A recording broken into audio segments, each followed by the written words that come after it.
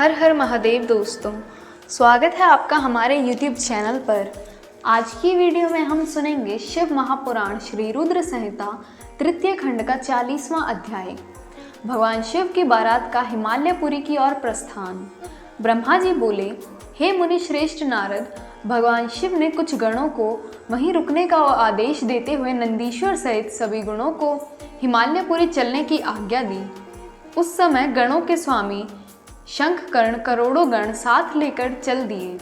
फिर भगवान शिव की आज्ञा पाकर गणेश्वर, शंखकर्ण, केकराक्ष, विकृत, विशाख, पारिजात, विक्रांगनाक, दुदुम्ब, कपाल, संदारक, कंदुक, कुंडक, विभंष्ट, पिपल, सनादक, आवेशन, कुंड, पर्वतक, चंद्रापन, काल, कालक, महाकाल, अग्निक, अग्निमुख, आदित्य मुद्रा, धनावह, सनाह, कुमुद, अमोघ, कौकिल, सुमंत्र, काकपादोपार, सनातक, मधुपिंग, कोकिल, पूर्णभद्र, नील, चतुर्वक्र, कर्ण, अहिरोमक, यज्ञावाक्ष, शतमन्यु, मेघमन्यु, काष्ठागुड़, विरूपाक्ष, सुकेश, वृषभ, सनातन, तालकेतु, षणमुख, चैत्र,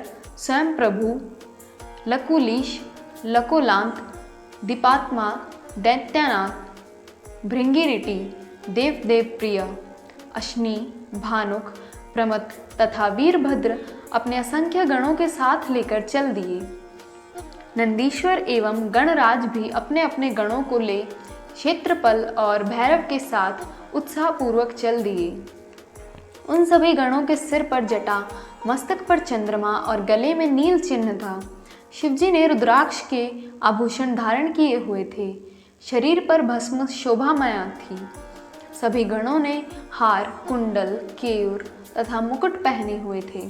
इस प्रकार त्रिलोकनाथ महादेव अपने लाखों करोड़ों शिवगणों तथा मुझे, श्रीहरि और अन्य सभी देवताओं के साथ लेकर धूमधाम से हिमालय नगरी की ओर चल दिए। शिवजी के आभूषणों के रूप में अनेक सर्प उनके शोभा बढ़ा रहे थे और वे अपने नंदी बैल पर सवार होकर पार्वती जी को ब्याहने के लिए चल दिए। इस समय चंडी देवी महादेव जी की बहन बनकर खूब नृत्य करती हुई उस बारात को साथ ले चली। चंडी देवी ने सांपों को आभूषणों की तरह पहना हुआ था और वे प्रेत पर बैठी हुई थी तथा उनके मस्तक पर सोने से भरा कलश था जो कि दिव्य प्रभापुंज सा प्रकाशित हो रहा था। उनकी यह मुद्रा देखकर शत्रु डर के मारे कांप रहे थे। करोड़ों भूत प्रेत उस बारात की शोभा बढ़ा रहे थे। चारों दिशाओं में डमरुओं, भेड़ियों और शंखों के स्वर गूंज रहे थे। उनकी ध्वनि मंगलकारी थी जो विघ्नों को दूर करने वाली थी। श्री हरि विष्णु सभी देवताओं और शिवगणों के बीच में अपने वाहन गरुड़ पर बैठकर चल रहे थे। उनके सिर के ऊपर सोने का छत्र था।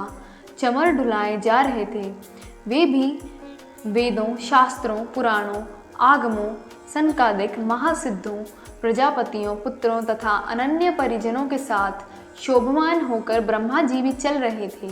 स्वर्ग के राजा इंद्र भी ऐरावत हाथी पर आभूषणों से सज धज कर बारात की शोभा में चार चांद लगा रहे थे। भक्तवत्सल भगवान शिव की बारात में अनेक ऋषि मुनि और साधु संत भी अपने दिव्य तेज से प्रकाशित होकर चल रहे थे। देवादिदेव महादेव जी का शुभ विवाह देखने के लिए शाकिनी, यातुधान, बैताल, ब्रह्म राक्षस, भूत, प्रेत, पिशाच, प्रमथ आदि गण, तुम्बुर, नारद, हाहा और हूहू आदि श्रेष्ठ गंधर्व तथा किन्नर भी प्रसन्न मन से नाचते गाते उनके साथ ही थे। इस विवाह में शामिल होने में स्त्रियां भी पीछे न थीं। सभी जगत माताएं, देव कन्याएं, गायत्री, सावित्री, लक्ष्मी और सभी देवनाग और देव पत्नियां तथा देव माताएं भी खुशी खुशी शंकर जी के विवाह में सम्मिलित होने के लिए बारात के साथ हो ली। वेद, शास्त्र, सिद्ध और महर्षि जिसे धर्म का स्वरूप मानते हैं, जो स्फटिक के समान श्वेत व उज्ज्वल हैं, वह सुंदर बैल नंदी भगवान शिव का वाहन है। शिवजी नंदी पर आरूढ़ होकर उनकी शोभा बढ़ाते हैं।